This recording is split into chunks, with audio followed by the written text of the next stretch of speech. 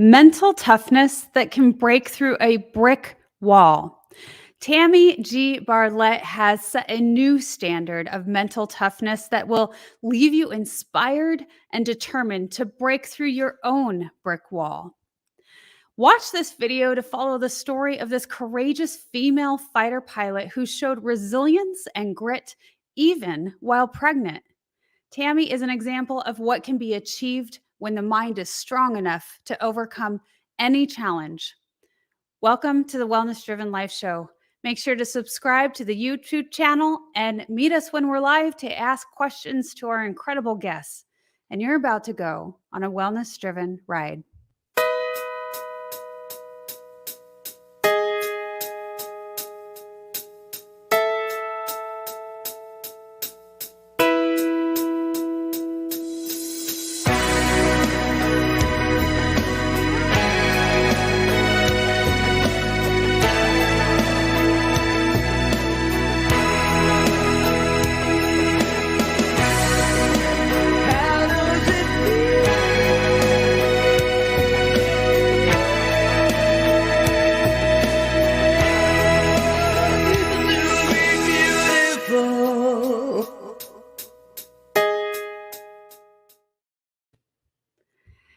Let me introduce you to this incredible guest we have today.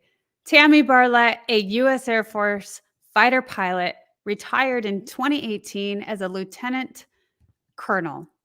Upon retiring, she became a professional speaker and founded Athena's Voice, a speaker referral business featuring female military pilots from around the United States. She is also a mental performance coach for aviators, specializing in the art of perseverance. Tammy served in the U.S. Air Force for over 20 years, flying multiple aircraft, including the T-37 Tweet, T-38 Talon, A-10 Warthog, MQ-1 Predator, and MQ-9 Reaper, accumulating more than 3,000 total flying hours and over 1,500 hours of combat support time assisting and protecting troops on the ground in both Iraq and Afghanistan. She is also a graduate of the prestigious U.S. Air Force Weapons School and has a Master of Arts in Christian Ministry. Tammy is married to a U.S. federal agent and has 3 beautiful children. Please help me welcome our hero here. Welcome, Tammy. Thanks for having me. I appreciate it. Oh, it's our pleasure. Thank you so much for being a guest on the Wellness Driven Life Show. It truly is an honor to have you here today. I'm excited. Should be a good conversation. It will be. I know it totally will be because we already got started before we went on. So let's just give our audience a little bit of a background for their benefit. Let's explain and tell who you are. Yeah, well, I grew up in Minnesota and I was I was an athlete. I was a gymnast. I played instruments. I was involved in anything and everything I could be part of. And I was doing some college and high school, and I was always interested in the military. And there happened to be a Navy guy in my class. And I decided to talk to him because I was interested in the military, but I didn't know anyone in the military. So I asked him, hey, what do you think about going in the Navy? And he said, I think the military is great, but you should look at the Air Force.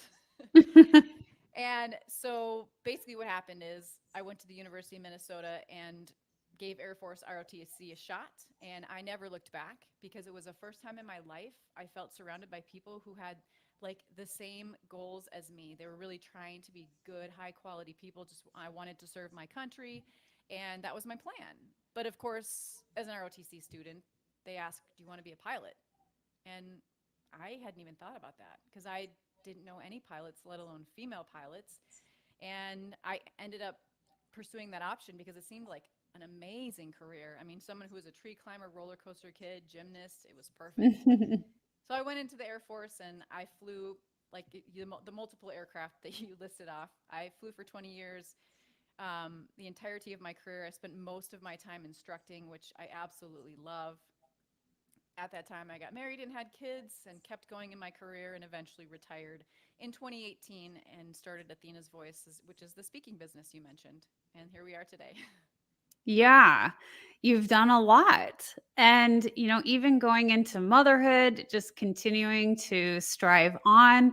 And even after your career, with Athena's voice. And that is really incredible. I'm excited to share a little bit about those things with the audience. So, wow, where do we start? You didn't even, think that you were interested in flying. And like you said, yeah, for a girl who was excited about, roller coasters and all of that, it couldn't have seemed more fitting for you at the time. Exactly. And it's pretty funny because when I showed up at pilot training, I found myself surrounded with mostly men with engineering degrees who wanted to fly since they were 3. Yeah. And I didn't really fit in. Obviously, I wasn't a guy. I didn't have an engineering degree. My degree is actually in gerontology, which is the social and psychological study of aging. And I had just decided I wanted to fly. So some of them were kind of like, wait, you just kind of showed up to this game. But I mean, I didn't know about it. I truly thought I could be whatever I wanted to be. But sometimes if you don't see it, you just don't think about it. Yeah, absolutely. I couldn't agree more. And until the world of possibilities opens up, we don't know what we're interested in yet. Absolutely. Yeah. So when you talk about being the only female and it wasn't even your dream, but what kind of other adversities did you experience? Well, I mean, I think pilot training in general, it doesn't matter what your gender is, it's it's full of adversity. It's Mm. extremely challenging. I mean, in the military itself, I mean, part of going through becoming a pilot is we had to go to survival and resistance training, and there's just a lot of adversity built into being in the military. And I think that I was, you know, my no quit mentality that I didn't really develop that until I was in the military. So it kind of Mm. refined who I was because it just allowed me to see my potential if I wouldn't allow myself to quit. Because in my mind, there was a lot of situations where I just couldn't quit. So you could actually see how much further you can go when you don't consider that quitting as even an option. So what I did was I took that and I've applied that to my mindset in general. So even though a lot of times now there are things I can do that I could quit, like I could quit running my business, I could quit professional speaking when it gets hard, but I just don't allow that to be an option. I mean, obviously, unless something drastic has changed, I can reassess my values, but I just don't allow it to be an option if things are still just continuing from that starting point onward, and there hasn't been a major change. Do you think that, like you said, you didn't really understand that or have that develop that mentality until you were in training and going through all of it? Do you think that that holds true? That a lot of times we don't develop those mindsets until we're put into certain situations. Absolutely. I think that's why I talk about it, and that's why I have my main keynote is on perseverance and having a Mm. mission focused mindset and teaching people how to have the no quit mentality, which the philosophy I have developed for myself is I will fail out before I bail out and really Mhm. push it till the end.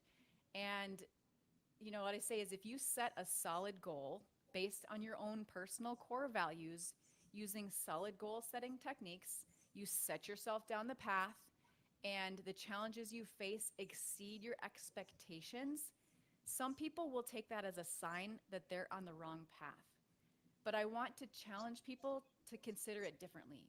I want to challenge Mm. people again, if it's based on your core values and you really thought about it, you set yourself down the path. That decision making is closed. That phase is done. So set yourself down the path, and once you hit that point where the challenges are exceeding what you thought, then take it as a sign. It is a sign you are on the right path. It is a sign you're on a path of growth. I like that. And that's an incredible way to look at it. You've already made the decision. Don't just stop. The decision has been made. Keep going. Fail out before you bail out. That's incredible. I love the way that you say that. And a lot of that stems right as a pilot, and we were speaking about it yesterday with Miss Kim Casey Campbell. And the last thing you want to do is eject. So that's the point, right? You don't want to bail out and you don't want to eject. It's like, what else can you do? Look around you. What's next? Right. And that's why, I mean, I love to talk about failing out before you bail out, because the thing is that a lot of times what I tell people is you need to get in the zone, is what I call it. Um, Again, you set yourself down the path and nothing has changed. When things get really hard, we only have so much thought energy. So consider your thought energy. When things are getting super difficult, you need all of that thought energy to get through that challenge. If you start taking up some of that thought energy and going, well, maybe I should quit. If I quit, and then like visualizing the scenario and what it would look like if you quit, you're draining that thought energy that you Mm. need. So use it all, and maybe you will fail out, but more than likely you will press through, and you will get places you never thought you would be.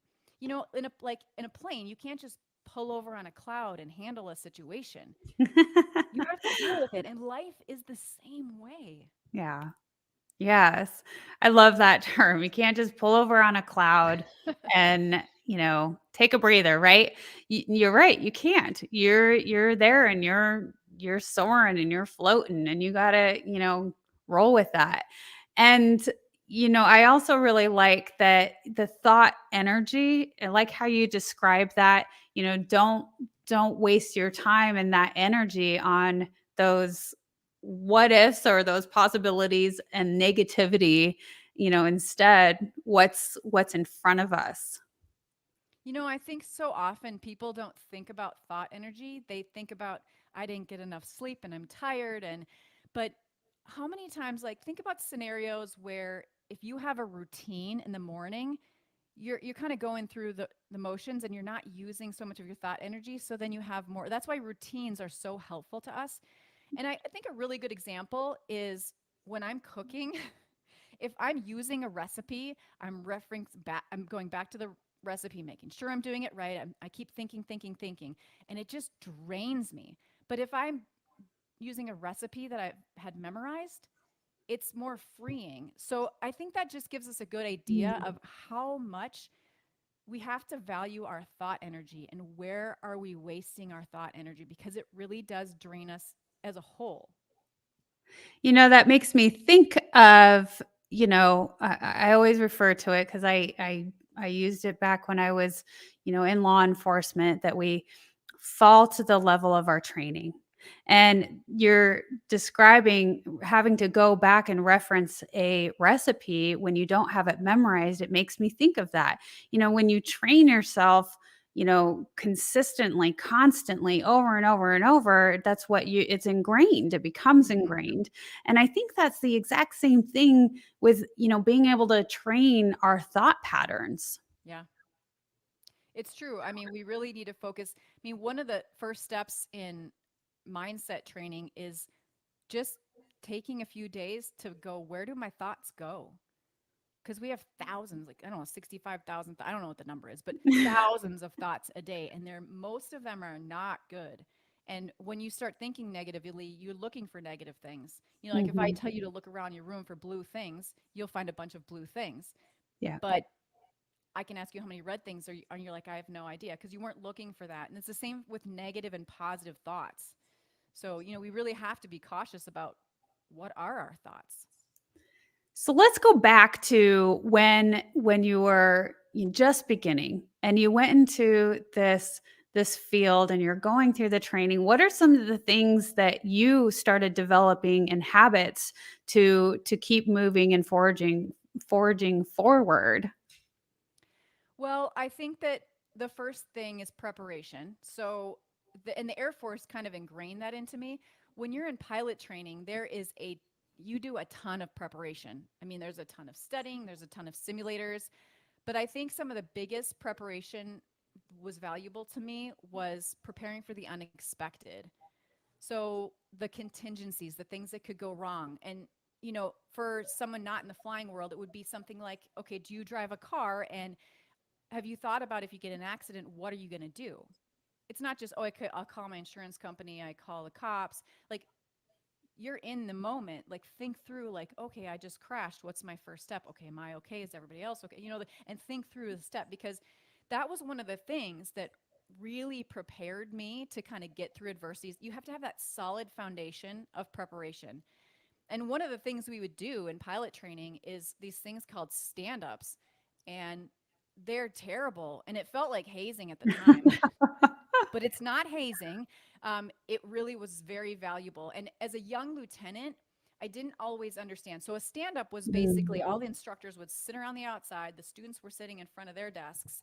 They'd throw a scenario up saying, hey, you're on runway 13, winds are 130 at 10, you're starting to roll down the runway and this, X happens. And they give you a scenario and say, Lieutenant Ward, that was my main name. Lieutenant Ward, you have the aircraft. And you stand up with all your stuff, your checklist, your in-flight guide, and in front of everyone, sending it attention, you go through the scenario. And if you screwed it up, you didn't fly that day. And sometimes I Mm. didn't really understand because I thought, like, dude, I can't even fly this plane. I can't even land this plane yet. You're going to have me deal with some obscure emergency that may not even happen. But the truth is that first of all, it prepared me for potentially that situation, but Mhm. it prepared my mind for putting myself in that place of tension and calmly processing through it. So when I did hit a problem, it was amazing to me how quickly like all that data came back and that mindset came back, and I processed through that. Yeah, absolutely. I agree with that. Sometimes at first it feels so brutal.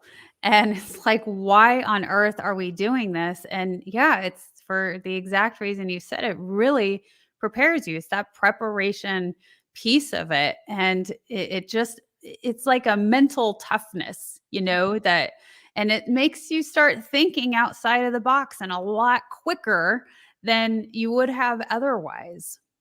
Absolutely. Yeah. So, we're going to go to our first commercial. And then when we come back, we'll jump into a few more things. And I'm looking forward to it. Stay tuned. So, we've talked about a few of the components of a mission focused mindset. Perseverance is absolutely one of them. And then you talk a little bit about the enemies within. Do you want to talk about that? Yes. I think it's really important, especially nowadays, and what, hear people talking about a mental health crisis. I think that we need to lead turn that. And I think that one of the ways is dealing with what I call the enemies within. Things like negative thought patterns and imposter syndrome and our emotions. We need to deal with all of them. So, for example, for me, I I constantly battle a known enemy of mine is imposter syndrome. I don't care where I'm at. It happens. If you attribute any or all of your success to luck, good timing, or the ability to deceive others, then you have experienced imposter syndrome. And the truth is it's normal. I think everybody experiences it. And until I knew there was a name for it, I thought there was something wrong with me. But Mm. pretty much everyone feels that way. And I think that oftentimes people feel like as they climb higher in the ladder, it's going to decrease. When I actually think it potentially increases because there's less people up there. You kind of think, well, how did I get here? Do I really deserve it? Maybe it was Mm-hmm. just luck. Maybe it's just good timing. So that's one aspect of it. It's kind of those negative thoughts and doubting yourself. But the other piece of it is just dealing with emotions. What I like to say is that, you can't just like build all these emotions up and like bury them and pretend they don't exist. They're there, and if they're not dealt with, they will multiply and eventually they will take over. But how do you deal with them? I mean, there's lots of ways on, people are promoting lots of different ways, and I can let, you can go search your own more specific, but in a broad brush, what I like to say is, like, for example, I have experienced a lot of failure on a small scale, on a big scale. Maybe there's days I felt like I failed. My instructor's like, hey, that's totally normal. But I went home and I felt like a failure. And the first thing I wanted to do was bury my face in the books and start studying, preparing, and so I could get through it and pass it, whatever it was. But something in my gut always stopped me. And it said, no, you don't need to do that right yet now. You can get that to that in a minute. You need to deal with your emotions. And Mm. how people do that is different. Whether you're journaling or you want to work out, you punch something, not people. Um, cry. The bottom line is you would not go run a race with a weight vest. So you need to remove that emotion before you kind of put Mm. yourself back in the place of preparing. Because if you do that and you let go of that emotion, even though it feels in the moment, and even sometimes today when I do it, it feels like a waste of time because I want to just get back to studying or preparing. You need to do it so that you can Mm. be fully ready to prepare to get through that challenge when you face it again. Oh my gosh, Tammy, there's so much power in what you're saying on a couple of different lights. So I'll start from the beginning where you said when you start rising to the top, the imposter syndrome actually becomes more intense. It's a funny thing, right? Yeah. Because it's like we've worked so hard to get to a certain level and you keep climbing up that ladder. And you would think that you would feel, oh, mighty and great. And you don't.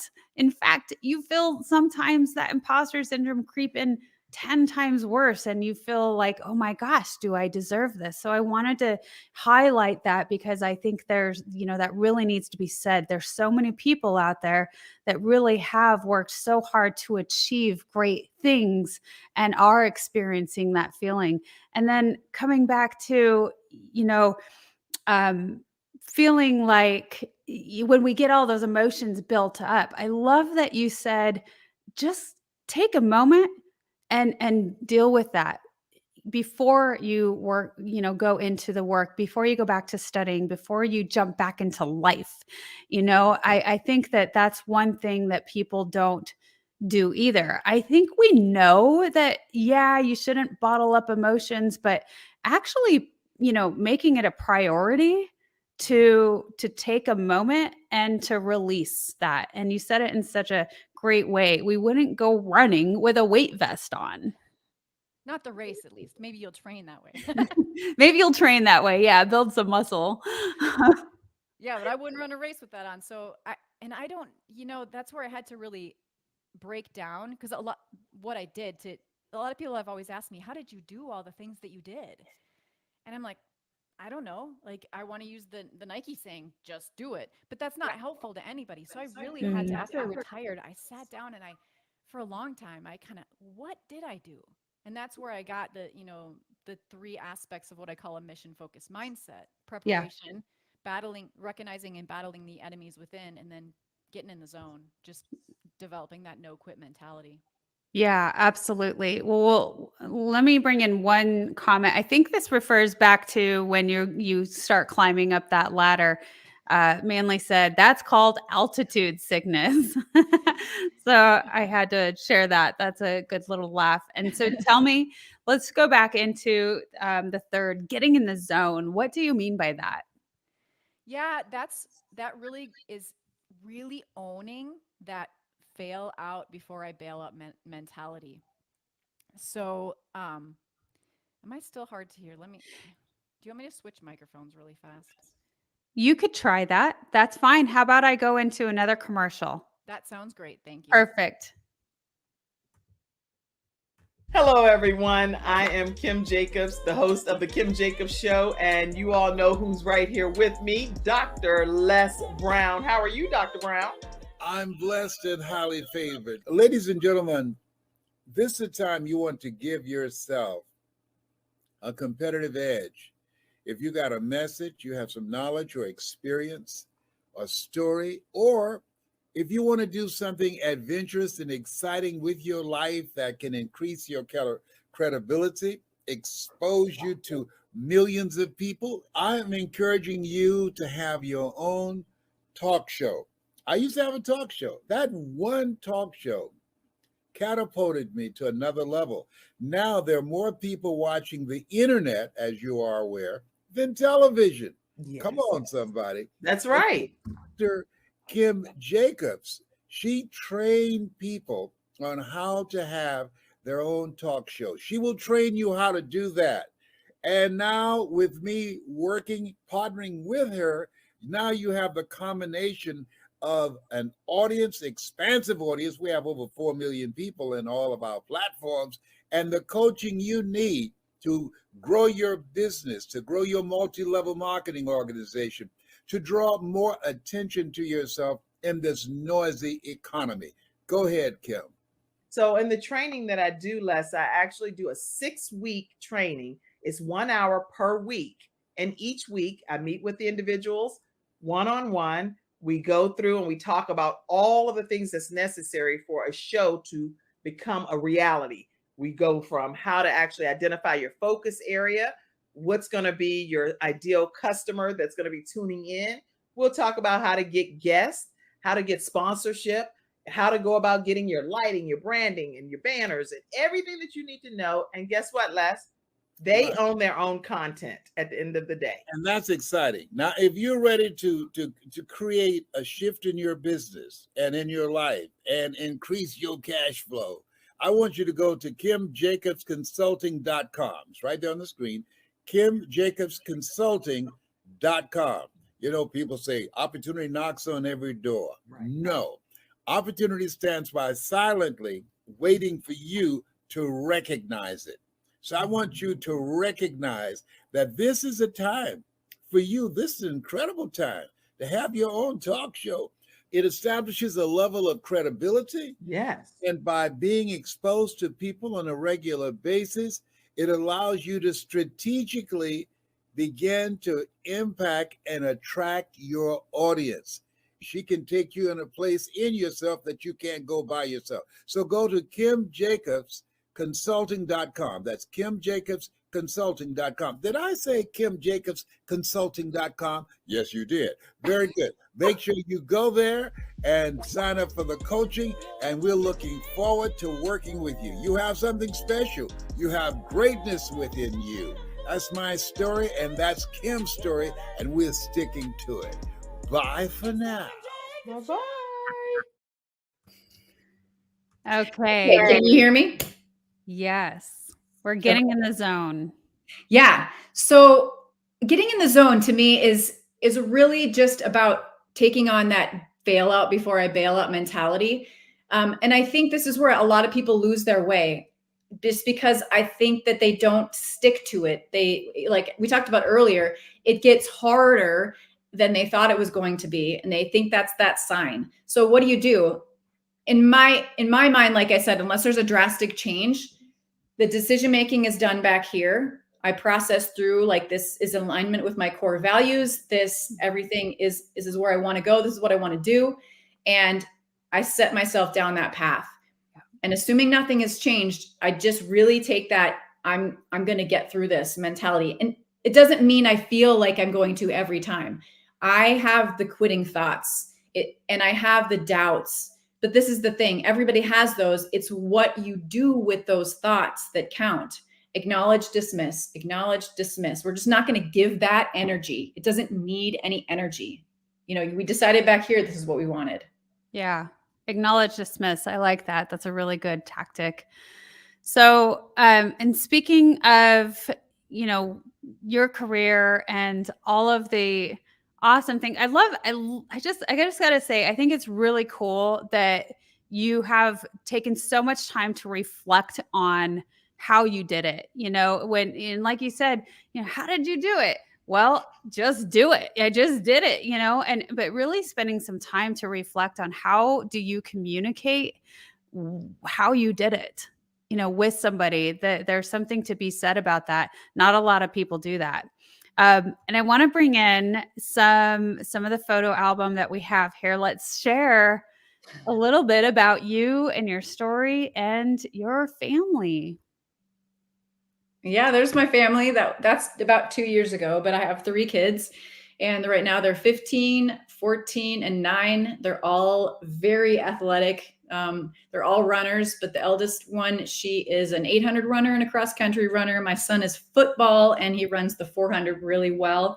And then my littlest one is a competitive gymnast. She's been doing that for a couple years now. She spends 16 hours a week at the gym. It's insane, but I just, you know, and that's where I work on their mindsets the most, because I think that sports is really a helpful place to develop that and apply it to how does it apply to life.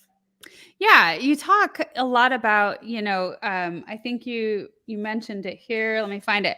So you said a lot about the power of mindset and mental performance includes proper sleep, nutrition, and fitness. Yeah. I mean, there's tons of research out there that talks about how it affects the chemicals in your brain, whether it's working out or it's deep breathing or what we're eating, how much sugar we're ingesting and caffeine we're intake. It's all plays in. And so it all matters. And so much of it affects our brains. So, and which is, where our mindset and thoughts and all that, We are.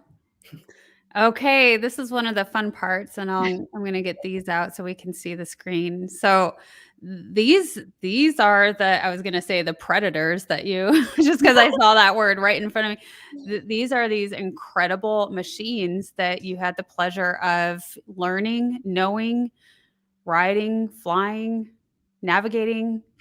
Share. So the one in the top left, the T-37 Tweet, used to be the primary trainer for the Air Force. That was the first jet that anyone would fly.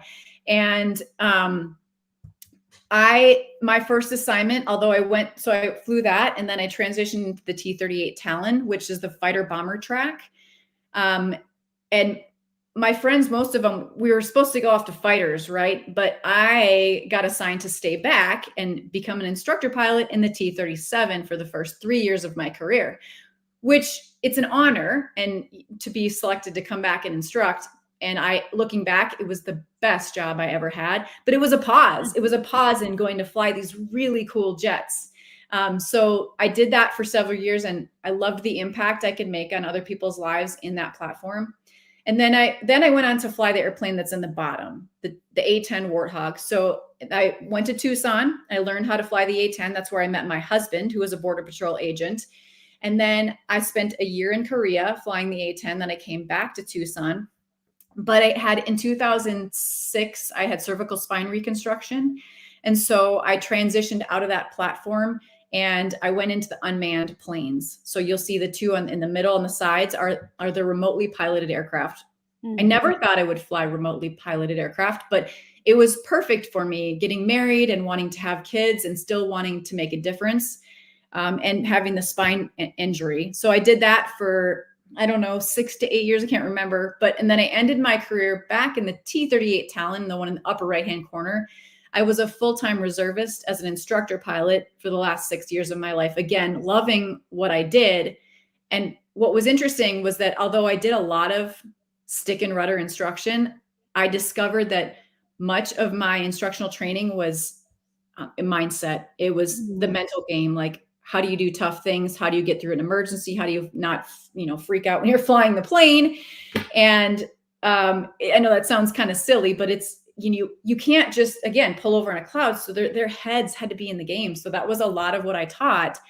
And I don't think there's enough in that world. So, which is why I went into my mental performance coaching for aviators. We had a comment, yes, and wow, instructor pilots are the best of the best. Absolutely. And once taught, twice learned. And I do agree that mental, you have to have that side. So Yeah, for sure. Okay. I love this picture because and this is, I know you shared this because there's definitely a big reason. You said, I think this is your weapons school. Is that correct? Not quite yet. No, this is okay. Go ahead. So this is actually kind of funny. I look like I gained some weight here, and yes, I did. It's because I have a baby in my belly. And so this is when I was flying remotely piloted aircraft. And what is so interesting about this is that one of the reasons I decided to go fly unmanned platforms was because I was getting married and wanted to have children. And I didn't want to say, hey guys, I can't fly right now. I'm grounded because I'm pregnant. So I thought, this is perfect. I'm going to, go fly unmanned platforms. So when I got pregnant for the first time, I was so excited. And I ran to the flight doctor and I said, can you confirm this? I just want to make sure. And he's like, yep, you're pregnant. And I was so excited. And then he looked at me and he said, and you're grounded. And I'm like, I'm grounded for what? I'm like 3 feet off the ground in a trailer. And what he said was it was still kind of a new platform. He said, the regulations haven't caught up. So we have to apply the heavy aircraft regulations to you. Because if they applied fighter jet regulations, I would have been grounded the whole time. heavy aircraft, they can fly second trimester. So they grounded me my first trimester. I flew my second trimester. And during that time, I worked with the flight docs to do some research and like give inputs and like data on why it's okay that we fly pregnant in this platform. Mhm. And we did get the regulation changed so I could fly until 36 weeks. So I was grounded the last 4 weeks, just in case I went into labor, they were worried about it. But yeah, that's kind of where that story comes in. So I was actually flying combat support missions, talking to guys on the ground, fighting the war with this huge belly. Well, and this is pretty powerful because did you have a voice in the regulations after that point? I mean, I think at that point, my voice spoke and got the regulation changed, and I didn't pursue it any longer. I know that things have changed since then. They've made some tweaks and stuff since then. But it just, the bottom line is sometimes when things are not an option, we shouldn't always just go, oh, okay, I guess I'll go another direction. I'm not Right, saying like really going against the grain, you know? yeah, I mean, don't break the rules, but go, why? Yeah. Why is it like this? This doesn't make any sense. And really pursue that, hey, let's fix this. And Yeah. it didn't always work because I did it time and time again, but it worked in this case. So Well, I think there's a lot of power in that, feeling like you can say something different, and question things, why is this? Seek to understand. And while you're seeking to understand, maybe open up the minds of everyone else around you. yeah, exactly. That is the weapon school picture. Okay, there we go. So this is an interesting story, and this is a true story of perseverance. And this is when I really solidified my philosophy of fail out before you bail out. Because what happened is when I was 5 months pregnant with my son there on the left, I was asked if I wanted to go to weapons school.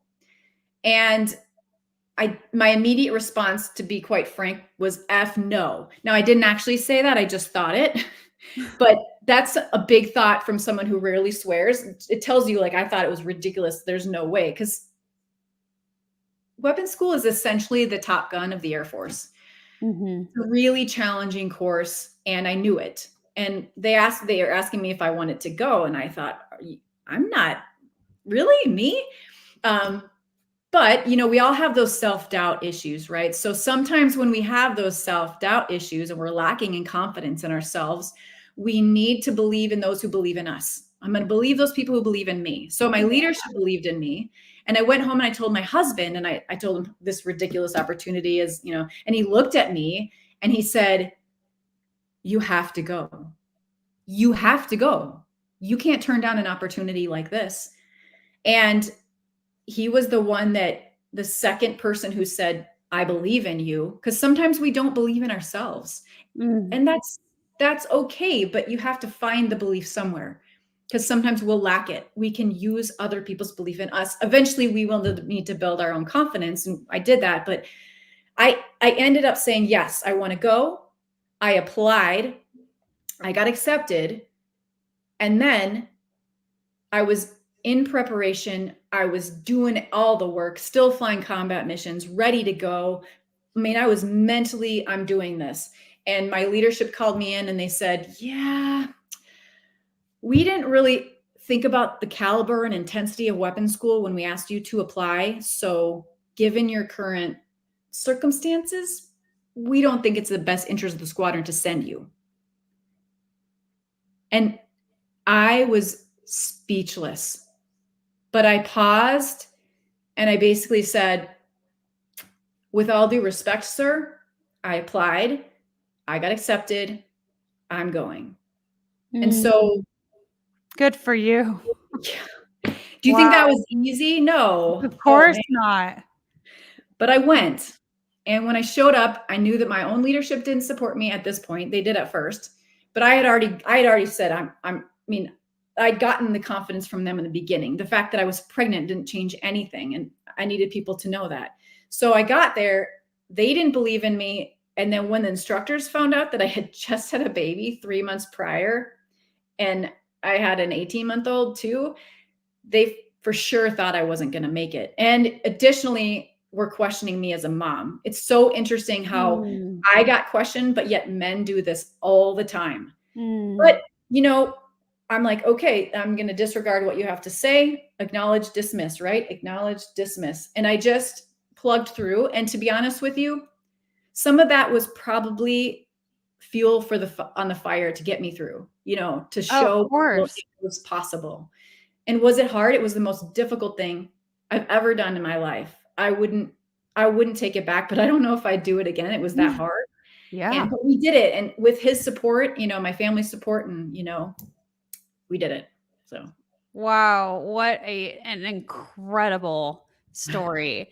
And my body is just kind of getting like these chills, the hair standing up, because I'm just putting myself in that position.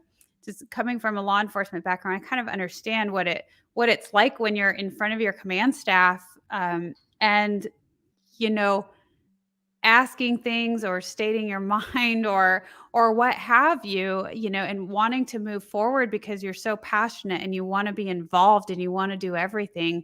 And, you know, the responses that you get, especially as being a mother and a woman. And, you know, yes, of course it's hard, because when you're pregnant, you are going through all of these different things.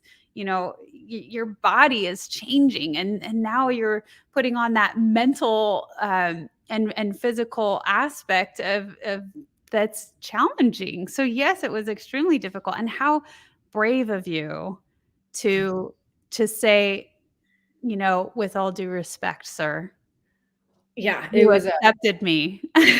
So we're going to continue with this. How decision making is back here, and it was done. right. Yeah, that's so cool. What an incredibly powerful story. Thank you so much for sharing that. Yeah, of course. So it definitely leads us into your new journey with speaking and teaching, and, you know, leading others on how you did all of these things. And I want to bring in, if I may, because I find it so exciting personally.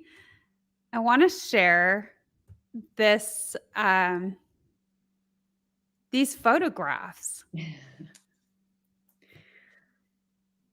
Yeah, those are from our website. So athenasvoiceusa.com. That's Athena's Voice is the business that I started, the speaking business, because I think that what really happened is my husband, again, he's like, you should go be a professional speaker. And I thought, what? You're insane.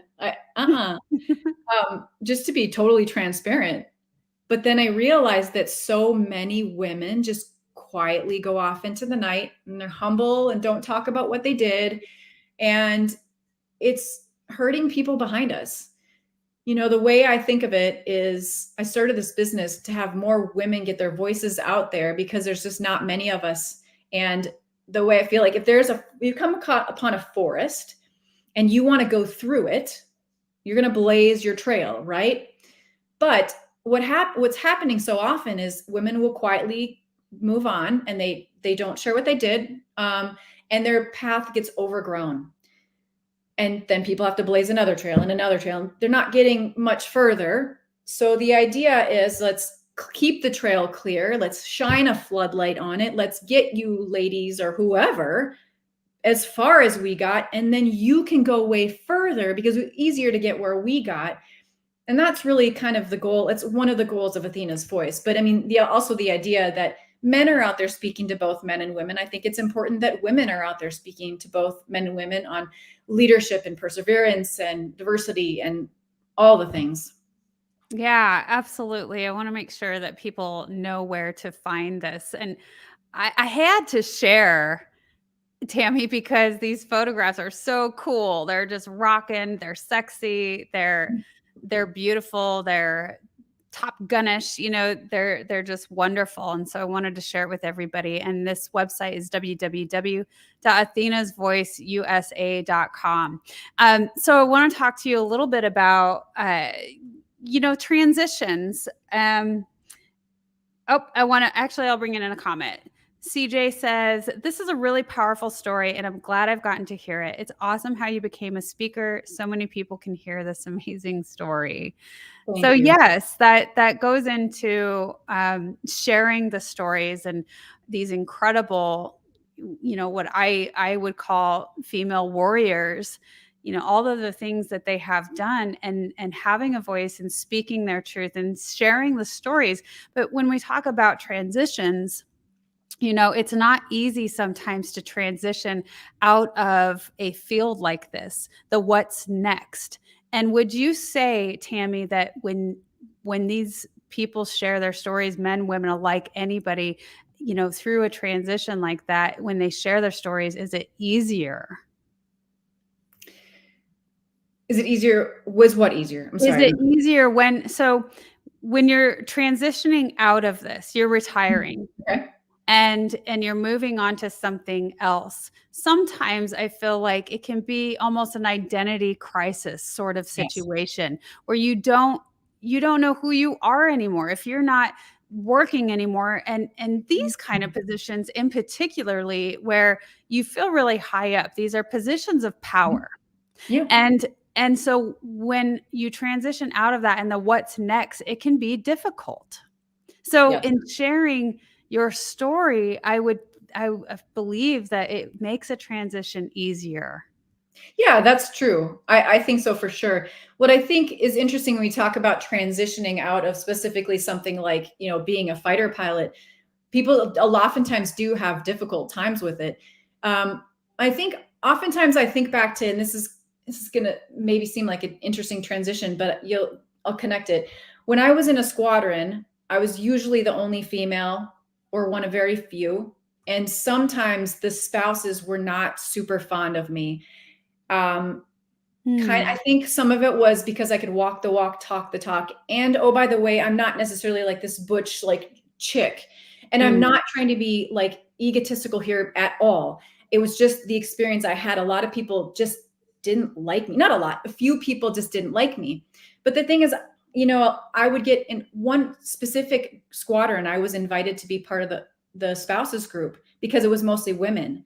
And I was so grateful because I had children and I was a wife and I needed to relate with these people and have, these other women that could relate to the things that I was going through. It was so very nice.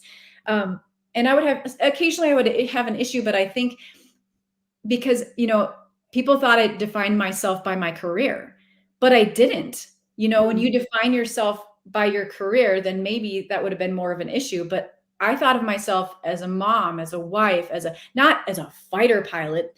I mean, yes, that was one thing that I was. And this leads to the transition, because if you define yourself by what you do, when you transition away from it, there's going to be an identity crisis. And you have to recognize that. So, and that's okay. I mean, you just have to know it's coming. And did I feel some of it? A little bit. Yeah. I mean, you walk around getting saluted. I mean, that's our egos being fed. We all have some level of ego, and I'm just being very transparent. But that's not, it doesn't matter now that nobody salutes me. It's not about that. It's about what can you do in the world and what is your role now and how can you play it best, whether it's being a mom or a speaker or, just being on the board of your school, school board, whatever it is, you do it to your best. And that's the thing. Who are you as a person, not as your job? Yes. I like how you said that. Very nice. I think I had to share that. So I appreciate it. Thank you for the feedback and the service. I love that you're working with other women to share more of this, to share those stories. And so tell me, what is next for you? I'm not sure. I mean, right now I'm just focused on my family. So they're the priority. I made sure I hit 20 so that I could focus on my family. And the speaking thing, I know that I have so much unique experience that I don't want it to get buried, which is why I started the speaking business and helping other people get their stories out there and just kind of inspire other people. Because I really think that we all can achieve so much more than we give ourselves credit for, but we just know we need to know how to get through those tough times, and how to not quit. And if I can help anybody figure that out and achieve something they want to achieve but think they can't, then I've done what I want to do, whether it's my kids, whether it's their friends, or if it's somebody in the audience I spoke to. I mean, that's my goal right now. And what other opportunities come my way, we'll see. But I just love helping people. That's just the truth. Yes. And well, we really appreciate you sharing that with, here on the Wellness Driven Life Show platform. It's definitely something that I really love and enjoy myself. That's why we're here. That's why we have incredible guests such as yourself sharing their dreams, their stories, and their visions and goals.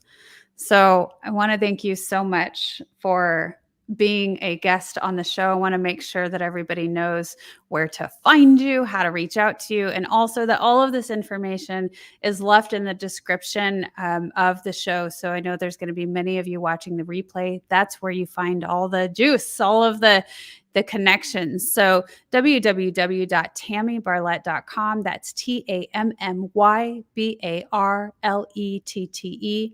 Again, www.tammybarlette.com.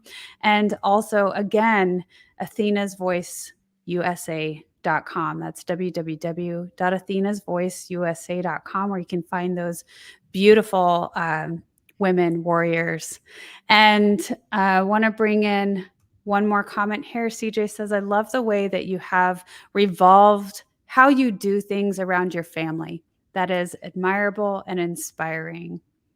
Very sweet. So, and going back to thanking you again very much, Tammy, for being on this show. I want to let everybody know that our guest, the show wouldn't be possible without you and your incredible donations. You can donate in many different ways. And when you donate from our website at www.thewellnessdrivenlifeshow.com, you'll be left with a beautiful email follow-up that you can keep for your records. So I want to thank everyone again. Thank you for attending the show. And when you have comments and you're watching the replay, make sure you leave those comments and we'll get back to you. So thank you again, Tammy. It's been a pleasure. And for everyone else, goodbye for now, and we will see you tomorrow. Thank you.